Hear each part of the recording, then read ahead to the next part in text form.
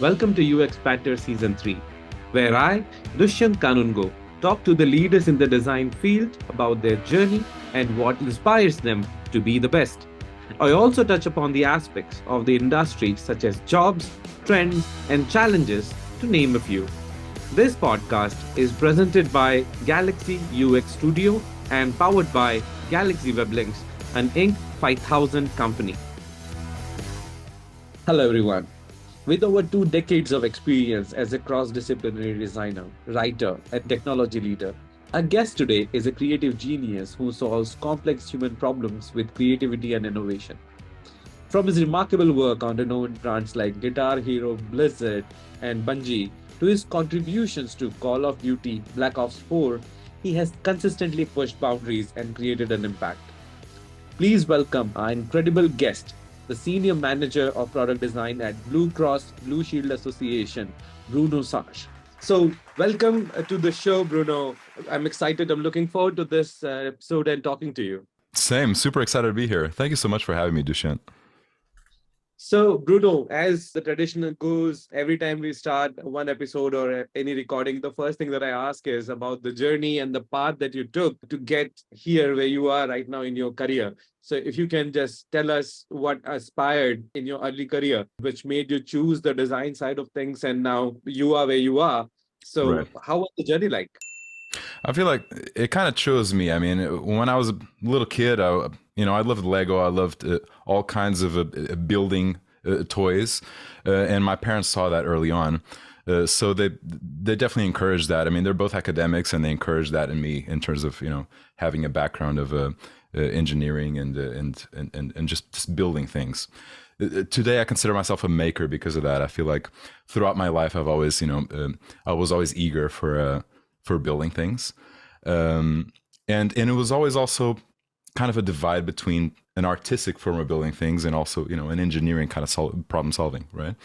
My background is more engineering, computer engineering, but even at that time when I was in college, I was already creating webs, and this is the beginning of the web era, the dot-com boom.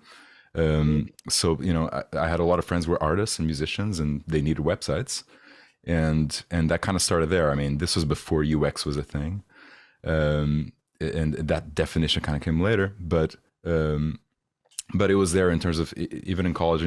My professors and my friends and my family knew that I was always eager to build a website and design something that would it serve as a marketing tool, but also solve problems, and also serve as an artistic kind of like forefront, an artistic facade to the whatever product or service they were selling. And I always enjoyed doing that. I think it's there's a lot of artistry in it, and a lot of interesting things that you can extract from that in terms of society and human beings and how they interact. I think it's fascinating. So, engineering and design, I mean, how those two worlds meet, in your opinion? I think design is a great way in which they meet, right? By definition, if you look at what design is, it's form and function in a way. There's a methodology to design, just like there's a methodology to science, to problem solving generally, that I think harkens back to. There was an article recently, I don't remember who wrote it, but talking about that commonality between science, engineering, and art. And I think design is the embodiment of that, really. I felt like that was the only path for me, because as a generalist myself, I was never able to really focus on one thing. I always wanted to learn more and more in terms of, I like to broaden my horizons and learn multiple skills in order to adapt them and combine them, right? And I think design is awesome. It is that, right? By definition, it's a combination of everything you can think of in terms of problem solving for society, for human beings, for technology, and combining with that a little bit, obviously, of artistry, because you have to. There's nothing that a human being can create, be it problem solving or a machine, anything else, that doesn't have a little bit of artistry, a little bit of touch there, right? Absolutely. But again, I have to ask, while we were going through in the notes previously, that entertainment to healthcare, How does those two things again fit into? There is another world out there. I mean, we were talking about engineering and design, and then you have these two creative sides, and one is very creative, and another one is, well, not say mundane, but Right. a bit different than generally Right. healthcare and insurance side of things. And how does that happen? And do you feel that it was a huge transition in terms of the way things are perceived, things which are done, the Mhm. stakeholders, and everything? Yeah, I mean, when you present it externally that way, it seems like a huge transition of like something that, went into something way more boring. And suddenly, I'm not an artist anymore. But internally, that's not how it felt to me, at least at the time. I mean, obviously, being a career designer, you have to, sometimes go with the flow and go where the money is and go where the career takes you in terms of, where the opportunities are. So that was kind of my motivation at the time. But now looking back, I mean, to me, it was just a new opportunity and a way to explore a little bit, adding a little bit of that technical consideration of usability, for example, and ergonomics to something that was not exactly fully artistic there to begin with. It also had considerations in terms of engineering, right? When you build a website, it's not exactly like painting. You have to consider limitations of technology. You have to consider how users will perceive it and how they'll interact with it. So there's a lot of best practices, a lot of rules that go into that, right? And obviously, art has rules itself as well. I'm not saying it doesn't. You want to just describe that? What are the biggest challenges while doing this transition? I think it was more not adaptation of the methodology that I was using myself, more in Mm. terms of the hierarchies and the people that you talk to and the organizations and how you deal with clients. That was, I think, the biggest adaptation. At least, realizing that, for example, to get the kiosk FDA approved, that was a work that needed, doctors in the panel and scientists and research. It was not just so it was a combined effort of not just me as a designer, as a lead designer at the time, but a lot of talented and extremely intelligent people that are researching those products and actually uh, fully realizing them as physical products. Something that I started in Photoshop at the time or whatever in a sketch on a paper and ended up being an actual physical product model in SolidWorks and actually done in metal. So I think that to me was cathartic. It was a really great revelation to see that as a team you can do something so much bigger and so much more all encompassing than just a website for a band, which is at that point I had some experience working with Walt Disney and working with having some internship and some opportunities like that in studios and working with Right. some big artists as well. But it was mostly kind of on the artist's end and considering the artistic vision and the branding of things. Right. But once I got into healthcare, it was more about the engineering. It was more about the ergonomics. So definitely, the application of those best practices definitely made me grow a lot as a designer. Obviously, I mean, one thing is that you're doing it either of the positions or maybe in any other domain that you're working, we are solving people problems. So Mhm. people are Right. not going to change. It's just the context of the usage of the solution that we are coming up with. It may vary from one problem to another, but in the end, all the situations or the problems that we are designing for are people problems. So one more thing that struck me the last time we were Mhm. talking, I'm going Mhm. to back to those, which is that you have been around quite a lot, right? Over the globe. I mean, you were in Africa, now you're in US, and you were in EU a lot. And so, what is the common theme or patterns? Have you believe that? How does that impacted you as a professional? Ooh, that's a good question, a long question to answer. I'll try to compartmentalize and kind of contextualize things. So yeah, I was born in Mozambique after its independence from Portugal, being an ex-colony, um, Mhm. post-colonial times. But there was still a lot of political uncertainty, a lot of war going on, a lot of issues there. Um, but I think I grew up with that a little bit of at least at home with that awareness. Even though I was 3 years old when went to Europe and grew up in Portugal, um, I grew up definitely with a heightened awareness of what colonialism does and what the negative powers of it are around the world in terms of modeling cultures and forcing certain aspects of how even design is done, right? And how societies are modeled. So that definitely helped provide to me a context of how design should fit in a society. But and you mentioned solving problems for humans. Unfortunately, and I see a lot of UX designers in this industry, talk about that. Oh, we're solving human problems. Well, technically, we're solving business problems at this point. And I think that's an important distinction there. Contextualizing this with with culturalism, with globalism, and with the fact that that superpowers do impose their culture on other nations and on other societies, right? Right. It's important to contextualize this because, yeah, we are working for businesses that are mostly profit motivated. I mean, in the case of Casa Permanente, that was a nonprofit org, but they still have some profit motive there. I mean, it's never fully Money always comes first. right, especially in the United States. I mean, but that's an important thing because at some point, and I've faced this numerous times throughout my career, you're trying to solve a human problem, but then you're interrupted by the business problem that you need to solve, which is not exactly the same thing. And in fact, it seldom is, right? So I think that maybe that context was provided to me early on, and I was always aware of that, maybe painfully aware of that throughout my career, that that there's a distinct difference to be perceived there, right?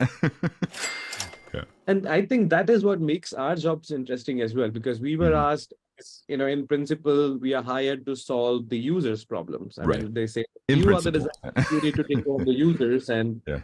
then the challenge comes in, oh, we don't have budget for that. And then Right. you have to walk the tightrope, which says users and money. And then you are actually coming up with something that everybody is happy. You're not adding any coding debt. You are not creating unnecessary new modules or features which are not in the roadmap, or maybe we'll work on it in a couple of years' time, and that's about it. And Right. Yeah. that is, I think that presents the biggest of the challenges in any designer, because you are ingrained to have empathy. And then if you talk about empathy in terms of business goals, there is always a differentiator or somebody out there to say a big no right at you. But that is where the balance has to be found between the two. And I think that is how the design world is working. Absolutely. I mean, and it's interesting that you mentioned budget constraints, for example. I think that's one of the most obvious ones. But another one that I've faced, I mean, particularly when I was, and I don't know if I can mention brands specifically. I will generally mention the brands. I mean, working with Activision Blizzard and with a Call of Duty brand, there was a few episodes there where I looked at what I was doing in terms of design improvements on the site, even in game, and realized that we were applying research and best practices to make the games more addicting, right? Which is something that for the business, that's great problem solving. That's awesome. We're going to sell more games, and in fact we did. But what are the implications socially? What are the implications culturally that will arise from that? So I had a moment of reflection there where I really reconsidered what I was doing in terms of the ethics of it, and exactly where I would fit there, because morally I had some issues with what was happening there. Definitely, game addiction is a real thing. I mean, especially with Call of Duty brand. I mean, there's a lot of kids addicted to it. The dopamine hit that you get after getting a trophy or crossing a level, or when the game says you are amazing. Most of the people, while the real world interactions are losing out, the digital interactions are giving them those hits. I mean, it's the same thing with, well, I haven't tried it, but what I've learned from Netflix series is with MDMA, that it gives you the big boost of dopamine at one go, and how to become addicted to it. And that is how addiction works. I mean, in any way, I mean, from nicotine to alcohol, it works the same way, that it gets you through something. But then when you are separated from it, it is quite different. I mean, kids nowadays, when you ask that, what do you want to do when you grow up? And the answer comes that I want to be an Instagram artist or a YouTuber. Right. I mean, Yeah. That is the effect in culture that you're seeing in the next generation. So I don't really blame those generations for. I mean, that is the market, and that it was, for them, that is what Rockstar used to be, right? And there's stories about how Guitar Center, for example, and brands that rely on guitar teaching have been suffering because of that, because newer generations don't want to learn instruments. They want to be, YouTubers or Instagrammers or, professionally. So that's fascinating for the culture and what it does. I mean, and human beings are very adaptable in that sense. So that's in many ways encouraging, but at the same time, it makes you ponder about what designers are doing within the framework of businesses to drive culture in a way that's not exactly what designers wanted to drive. It is what we are pushed to doing. I mean, so it's not just about the gaming side of things. I Mm. mean, we are constantly designing for revisits. We are designing the addictive design is something that people Mhm. always talk about that. Make Yeah, sure your design is something that people want to come over and over again. yeah, The infinite scroll on Instagram, Twitter, Facebook are the big examples. yeah, Dark patterns are everywhere. You can see that people cannot quit. I mean, there is no end that the page has ended and I do not want to click on the next, the carousel or the right. pagination is now not there anymore. That's So by you are design. Yeah. that's by design, and that is where the design addiction, or even any tech that you are in, that is how it is supposed to be because they do not want you to end the process. The customer Right. success parameters are Mhm. different for them that what the user is here to achieve, Yeah. and that is, I think, the entire model of the social media and the influencers. I Mhm. mean, at once upon a time, if you know that photographs were a big treasure, we would have photo albums and they would be Mhm. pulled out on special Right. occasions and everybody would look at them It was a and it was, tactile thing, right? Is it an experience that was yeah, physical? Yeah. and they would be cataloged and then you have like big bunches, and then came well, I can call myself my generation in Yeah. 2000s when suddenly social media albums Mhm. came in and we started organizing the photos the same way. Mhm. We would create an album, we add photos to it, and then what happened is servers were getting filled quick, and then that's when the media companies they decide that okay, we'll give you photos which can be deleted after 24 hours or something. Right. Right. So you get all the reels and the statuses on WhatsApp, on Facebook, on Insta stories as they are being called, that there is no need to catalog because there are so many pictures which are taken. I think half of the Instagram servers are full with the lunch or Yeah. breakfast photos. Yeah. Um, but the generation changed. They said we don't need to worry about photographs. We can take as many as we want. Right. Everybody has camera. Now we need AI tools to catalog them, right? By what trip you took, last summer, and or for example, you went out last week, and there's tools now to kind of catalog that in a way that's more coherent, I guess, to help you because we have so many photos and so much data now because we have storage up the wazoo. It's just so You believe efficiency, or would you call it scary? Because I get an email which says, this is your last month summary, and it just pointed me out that where right, was I during that month, and then the summary of the year. So it just went on right. to say 12 countries. Just a sec, there is a street hawker outside. So I was hearing it. So what they are doing right now, rather than Oh, before got it. the I didn't hear anything. Okay. shout, but now what they're doing is they just put a big speaker up front. So they don't have to shout, they just record it and play. All right. So with that, moving to our next section, which is my rapid fire round. So are you ready, Bruno, Already? for that? Is that a surprise? So first question here is books or movies? I'm going to go against the grain. I'm going to say movies because I'm a designer. And I think, I want the combined artistry of all the medias. So I'm going to say movies. And your favorite film? I'll have to say, from a philosophical standpoint, I'll still go back to The Matrix. I mean, it has many flaws, but I think it's an appropriate answer for a UX designer to say. Plus, with the cultural implications of the gender affirmation stuff and getting out of that kind of like mold of the matrix, I like that. Yeah, I think that's cool. Very true, right? I mean, we were just talking about the social media and the addiction and being Yeah. part of that and trying to be a YouTuber is all. Although, if we're gonna talk, RRR is amazing. I saw you mention RRR in one of the episodes. Yeah. That movie is absolutely fantastic. Probably a close second for me. That thing is amazingly produced. Nacho, nacho, nacho, It's nacho. it's it's mind blowing. It's one of the best movies I've seen. Yeah. Nice. Thank you. I mean, we enjoyed it a lot. You also want to try Bahubali. It's a two-parter by Okay. the same director, but I think Oh, Bahubali really? is much better. But it's a Okay. different epic saga, but you Okay. might I'll want to. check it out. Oh, I'll love that probably. Yeah. All right. And I mean, how ironic is it that I was just criticizing YouTube and this episode is going to be on YouTube? So there we Don't criticize YouTube. It's not YouTube is not the problem. Well, sort of. All right. So your favorite mobile app? Hmm. That's not as rapid fire now. I have to think a second. I'm gonna say right now. I'm gonna say Threads because Oh. its greatest feature is pissing off Elon Musk. So that's a great feature to have, and it wasn't necessarily designed. It was just it came with the flow. So I'm gonna say Only Threads. thing that is stopping me from downloading it is because if you want to delete it, you have to delete your Insta account as well. Oh really? So Too did you late not for know? me. I mean, There you are. people like us are going to be dependent on these online accounts anyway for self-promotion, right? So, I mean, what are we going to do?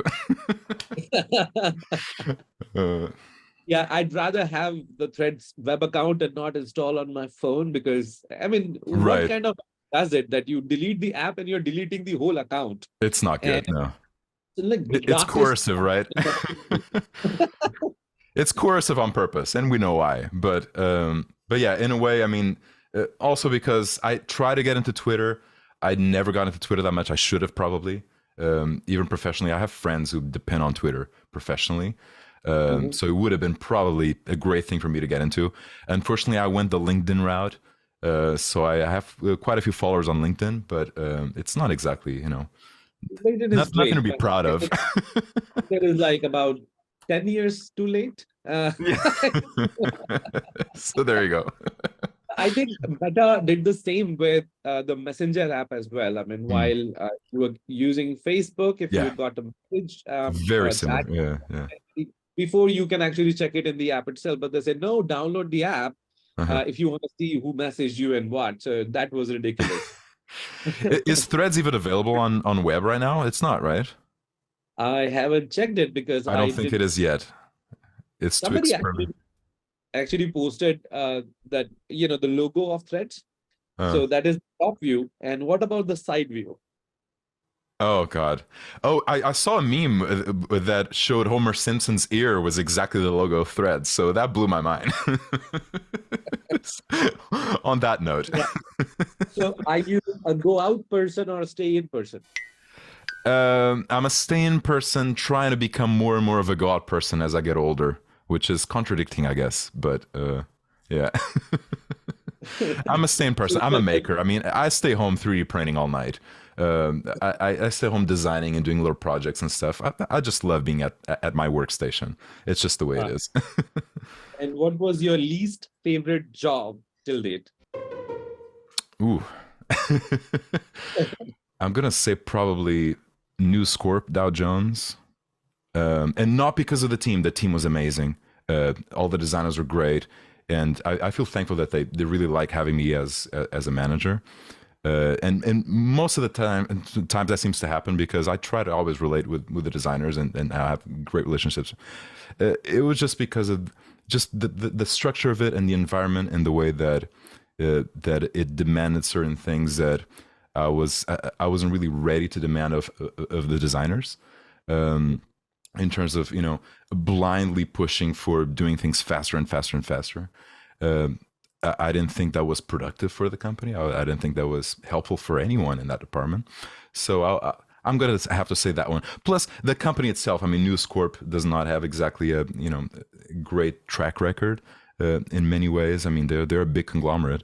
They control media quite a lot, but I yeah. mean, that is the common problem if you're not from a born digital company, and if you're coming in from a different way or line of manufacturing or creating the information, and you just suddenly happen to have created the same division, the managers and the management hasn't changed their views on it. They think that it is the same way that they've been Mhm. producing content or hardware or Yeah. any other product. It actually Uh, might go deeper than that, just because it has to do with the difference in management styles as well. I mean, I'm a very hands off kind of. I trust my designers fully, and I love doing that because in the long term, I think that creates a very healthy environment where everyone is actually glad to be there. And I like to foster that. But sometimes you meet leadership that is the exact opposite and wants to literally, what I describe of wanting to make things faster and faster and faster for no other reason. We didn't have complaints from the departments or from the CEO or from anyone. It's just that our particular leadership wanted to do things faster just because. Yes, So yes. And on the leadership front, this is again yeah, very ironic that my yeah. next question is, what would you do if you were president for a day of the Yeah. United States? Is this a political question? Can I make a political? Um, You can answer this the seems way very you want. political openly. So I would say definitely give healthcare to all as a human right. Um, Uh-huh. Probably do something similar with housing. At least try harder to end homelessness. Um, and make colleges tuition free. So at this point, I'm sounding like Bernie Sanders, but yeah, that's the three things I'll probably do first. Would be definitely healthcare, definitely student debt, and provide free high education for everyone, and yeah, housing, I guess. There's a lot of issues with that, particularly in some states here. So yeah, I would say those are my top three, but definitely other things would have to be tackled. I think being a designer culturally, I would look into how uh, we could get some put a little bit of a stop to a lot of propaganda and misinformation that exists in the media, particularly in the United States. It's run rampant. So I'll probably look into that. I mean, I could never be president because I was not born here, but that's a good question. So there you go. You are, and then there is opposition. But I think what you just mentioned, I mean, the entire world is looking forward to those changes or have adopted. I mean, European Union already is Mhm. doing that in a lot of countries. The college is free. People Right. um, from the US are going to maybe Germany, Sweden, and Yeah, France because the education is free that and is the government. happening. Yeah. Hmm. In India, it is very, very cheap to get good Hmm. education. It's not that expensive. Unless you want to spend, you have to. I mean, Sure. otherwise, I don't think there is any need. Same is here. Healthcare is a human right. We have it. Um, it depends again, but because India is a very hybrid model, it was somewhere between US and Europe. So, Right. and that's a good thing. I mean, if you want to get those insurance route, high-end hotel hospitals, Yeah, yeah, yeah. that is possible as well. But yeah, I but think we same are in Portugal. I think in most countries in Europe you have that option to pay more and just get more luxury, I guess. But definitely the situation of healthcare in the US is just abysmal. Yeah. wow. Okay, so sunrise or sunset? Sunrise or sunset? I'm gonna say sunset. There's just more poetry to it, I think. Hmm. I Yeah, like it's just sunrises, but I never wake up that early. right. So It's funny. Lately, I think it's for hormonal changes and due to the fact I'm getting older. It's just it. I'm becoming slightly more of a morning person. Not completely yet, but definitely I'll say sunset just because it's at the end of the day. You already had the day. Things happen, and now you're closing it off and entering evening. I think there's something poetic about that. Like, something that absolutely. that you'll never experience again, but a new day is tomorrow. So Okay, if you were a superhero, what would be your superpower? Hmm. Oh boy. I'm gonna say. I mean, super speed would be great. I never thought about this. Invisibility would be cool, but it's kind of creepy. I don't want to say invisibility. Um, I would say super intelligence. That would be great. Probably would make me a very depressed individual, but but like a mega mind type thing. That would be cool. I would say, have you seen the movie Jumper? Yes. Yeah. That is the power that I Oh, you would want to like. teleport? That is a Yeah, cool. Huh. you just snap your fingers and anywhere in the world. I mean, I want to be Imagine in that. Vegas. Yeah. Like, there you go. You are in Vegas, That and is a cool power. Yeah. I right. like that. But my I like friend that. says that what if you teleported and the Earth moved? What then? Well, yeah, but you're assuming that just like in the film Jumper, those issues are already resolved, right? I mean, you're not going to teleport into the middle of a mountain, for example. You're not going to be, locked into a, Yeah, so rock you can face. imagine a place. That would be a nightmare scenario, right? Or to the bottom of the ocean, right? You can go and see Titanic. Too soon. Oh, too soon. Yeah. Yeah. Although I've been following the tragedy, pretty viciously, for the engineering of it. Obviously, there's a lot of YouTube channels actually, dedicating their time now to analyzing what happened exactly, and that is fascinating. I have to admit, yeah, that just sucks me in. So apart from the tragedy itself, which is horrible, I think there's learnings there to be had, both in engineering and in business, right? So I Right. think it's fascinating because of that. But yeah, speaking of Titanic. All right. And with that, the section of rapid fire is over. So coming back to the conversation that we were having, we were talking about the cultural aspect of design, the dark Yeah. pattern, and how addictive it is going to be, and how the tech is now ruling. And you just mentioned about the reward economy, the dopamine effect of it, and how people are sucked in.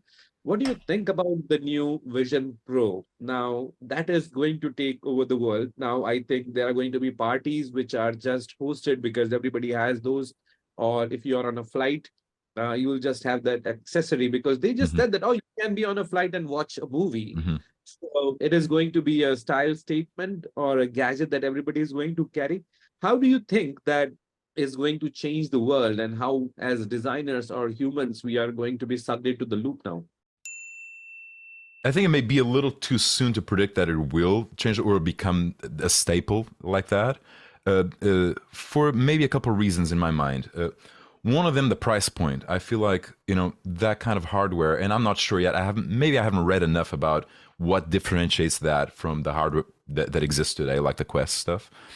But I feel like at a price point of under $500, it's much more likely for a product to become a staple. Um, so I would have to see what benefits Apple's Vision Pro actually provides over the competition there, and there will be competition hopefully because I feel like there's other manufacturers of VR and AR goggles that should should step up to the game, right? Yeah. So I think it's a little early to tell if it will be. Even Tim Cook apparently was not, he was Very not good. too eager to take pictures with the goggles on because he didn't want to become a meme too early. So he's himself, he's being cautious about how this is being presented. Um, because even himself doesn't sound like he has 100% true confidence that that it's totally going to become that change the world and become a staple. So we don't know yet. It might, and in many ways that would be good for designers like me who are more visual oriented, even though I have a background in audio as well. And I would love to work with audio and with voice activated interfaces. Mm. Which has been, for the last few years, I thought that that's the direction we were going to go in. But it seems like there's definitely, there's inertia towards having visual interfaces more. So I think this Vision Pro is a symptom of that. And it definitely will steer things in that direction more and more in the coming years. So there are about four different technologies here at Hmm. play Hmm. while we are talking about Yeah. those problems. So it's not just the Apple's Vision Pro, but Right. we are talking about advances in AR techniques, the Hmm. layout of content. Second is the voice interfaces. Hmm. Uh, Third is AI, Hmm. how it is going to adapt. And I think the most important one here is that what do you think it is going to change or do for 3D designers? I mean, you said that you spend your time printing in the Hmm. 3D printing. But as 3D designers, do you think that it is their time to come, household 3D designs are going to be at the front and center of things? Well, I was an early adopter, or tried to be an early adopter of Oculus Rift at the time when it came out, and it was developer kit 2. Unfortunately, I had mostly Apple systems at home, and the Apple drivers was just terrible, super unstable. It was not very reliable to actually develop for Oculus at the time for me. So I ended up selling it for the same price that I bought it. But what I feel this does is it definitely, puts this kind of 3D interfaces and 3D content generally more at the forefront of people's minds. It becomes more mainstream, right? So what it does is actually it promotes a lot of work in this field. Now, in terms of actually influencing 3D designs for 3D printing, I'm not sure where the overlap would be there, because 3D printing is definitely, it's physical. It's about making things, robotics. It's about, solving problems at home like I do, or improving my own 3D printer. Um, but obviously, I think a technology like that will always have a little bit of an osmosis effect, or at least a lateral effect into the development of anything that's related to 3D, just because of the heightened awareness that customers will have, and the public in general will have towards that kind of technology. But that's an interesting question. I mean, it's hard to answer though. At this point, it's a complicated thing to think about, because we don't know yet what kind of content will actually be popular in that platform more. It's kind of hard to predict at this point, I think. We could try to take stabs at it, but um, as far as it will influence 3D printing specifically, or creating, 3D 3D design. models, probably 3D models, more organic 3D models, and 3D painting, and doing more artistry in 3D. Definitely, that will be, because it can become an actual interface for creation of that kind of content, right? You can actually, put them on and visualize things better. Yeah. So I just read this joke somewhere when a kid gets his hands on a floppy disk, a Uh-huh. 3.5-inch one, and then he says, "Cool, you 3D printed the same Yeah. icon." Yeah. No, that's really great. And in fact, I think that's a good comment about how, earlier generations have created the iconography that we see today on 2D screens, but also about how some things are actually, become icons over time. I mean, there's a lot of iconography today that we don't exactly understand, just like, just like words in our language, right? There's Right. words that we don't understand the origin of, but if we actually go back into it with, oh, it was an old tool that was used for this, or it was, an old method that used to be a thing, and now it's not anymore, but the word stayed. So I think that's an interesting phenomenon always to see. So I like that 3D printed save icon. Yeah, that save icon will change eventually though with newer generations. I'm pretty sure. I would already probably design something different, and I love designing iconography and logos. So that would be actually a cool project actually. So universally designing a save icon, which does not look like a floppy disk, Yeah, I and think then yeah, making sure that people understand what does that mean. Then how do right. you say save? They just throw a boy or something, the life boy. Uh, That hmm. would be That's still a little archaic too, right? Interesting. I don't know. I'm kind of Googling save now just to see what comes up in terms of imagery. Um, it depends. If you In Figma, you can use this AI plugin to generate any icon you like, oh and AI really? will decide how it will be. Yeah, so you can just say, "I need this icon," and then it draws it for you. That's terrifying. It is terrifying. Because I love designing iconography. So, I got to check that out. With talking about so many technologies, a very different path, the career and the domains that you've been working in, Bruno, what would you give advice to young professionals who are just starting out in this field, and what they should do and what should they avoid, and what's the mantra?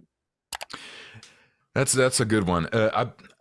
I've gave so much advice. I think a lot of it comes down to think about your portfolio more. I think designers should be more selfish in the way they think. I think they tend to be very, the nature of a designer is very, to think iteratively about solving problems and to participate and, to make things better for humans. That's great. But unfortunately, in the system that we live in, designers need to think about what's going to look good eventually in their portfolio in the long term. And which is why I love sometimes in companies that even don't support, for example, doing a North Star kind of like blue sky project. I always support designers kind of getting into that just for fun, because that becomes a North Star internally for them as designers in the company. And when they leave the company, that can be a portfolio project that they can showcase. Without the limitations of and the constraints of the business and the budgeting and all that stuff, and it allows designers to fly a little more. So my advice would be to look forward to what your portfolio should be 5 to 10 years from now, and the work that you're doing now, make sure that that you're going to be proud of it, because if not, then I mean, it's not like you're wasting time completely. You're getting paid, I guess. But in the long run, you might feel like you're wasting time if you didn't do something that you're proud of. So that would be maybe my main advice to most starting designers. One, and I would also say that do not delete any screen or design which is not approved. Just move it to archive, and Absolutely. that was Yeah. your first cut, and it wasn't your manager's approved design, but that is something that you felt was great. It might not be in line with the maybe the brand or maybe the Hmm. company objectives or whatever, but that is something that you think that you did amazingly. You can have it as a backup So option true. Yep. that can be used as part of the portfolio. Hmm. Uh, Yeah. never go live, and yeah, it's Oh, good. absolutely. And I see a lot of designers who don't feel confident about what they do, and I've worked with designers who absolutely always needed reaffirmation about their talent and about their skills, and always were looking for, oh, my portfolio is not good enough, and oh, but this was not approved, I can't put it there. Well, who said that? Yeah, you can totally save all that work, because that's amazing work that one day you'll be proud of when you look back. So yeah, Absolutely. that's Imposter awesome. syndrome is something that people must get out of. And another thing which I believe, Bruno, which is that not just your just core portfolio, but if you are also adding to other creative mediums, such as Hmm. on writing articles on Medium. I mean, Medium Hmm. is your medium. Oh, I have a Um, Medium account too. I love it. Yeah. I mean, just gives the insights about what you have learned. It could be very basic, but it Yeah. actually helps anybody who is looking forward to hire somebody to know Hmm. their views about their understanding, the depth they are going to go, or something that is really exciting for them career-wise, rather than just finding it as a means to the bread on the table. So I think that depth of knowledge is only can be showcased by other mediums than what you are Hmm. actually producing or showing on Dribble. Right. Yeah. It's funny to mention Dribble too. A while back, I switched from Dribble to Behance, and I'm much happier in the way that I can showcase my portfolio. I really like Behance because it enables a bunch of stuff for free that Dribble did not. Um, so, and I think Dribble stopped developing their app, right? They stopped supporting their mobile app too. So there's a bunch of reasons why I think Behance is kind of a cool thing. Yeah, Behance allows you to create the entire case studies. Right. I love that. Uh, Yeah. Or Dribble whatever you want has to put there. a Yeah. short by short Yeah. breakdown. Yeah, I think both the platforms have their pros and cons, and on Hmm. Behance, there are plenty of free courses that you can actually Yeah. do. But my pet peeve with that is the Adobe lock-in. Uh-huh. Uh, Sure. Yeah, that's true. Yeah. that's Hey, I'm not the looking at that stuff. I'm a layman. And then one day, 20 years from now, I'm gonna realize that all my work is owned by these big corporations, and I and I signed it off. I didn't realize it. Ah, kind of Hopefully would like not. to. Please, I Adobe, know. don't take my work. Adobe and Google. That's it. You're done for. Right, yeah, that would be the Apple. monopoly. The global monopoly of tech. Yeah, selling of all the data and converting into IP. Um, God. but there's so much to talk. I mean, I wanted to go into the part where you can actually monetize your DNA. I mean, you can actually just give it to some lab, and every time um, for any research your DNA is used, you get paid. And Huh. so basically, rather than they acquiring it, your data algorithm from someplace else, you can just simply say, here is my DNA, do whatever you want with it. Don't clone it. Promise. But every time any lab actually accesses the DNA bank, they pay the bank, and then in turn, the bank pays me. Hmm. So, scary times which are coming up, and we should get ready for it. So, with that, I would like to thank you for this wonderful, wonderful morning, my time, and evening yours. I hope you enjoyed Yeah. coming up Oh, on the show. absolutely, Dushan. This is amazing. Yeah, thank you so much. And feel free to invite me again. This was so short. We should talk another hour. Absolutely. Looking forward to get back to you or connect with you again. And everybody else who joined us in this episode, feel free to connect with Bruno Serge on brunosarge.com or shopyourmeme.com. That's his website, and I'm definitely going to check that out. Well, It it's sounds still in fun. development. It's childlike, but it's cute. The idea is to actually, you know, take pop culture and take a lot of meme ideas online and turn that into apparel and other products in a fast way. But it's still in its infancy, but it's cool. Go check it out. Yep, definitely. And everybody just like and subscribe. I think I never said this before on this show. And follow us. And see you next time. Have a wonderful day ahead. Goodbye. Thank you.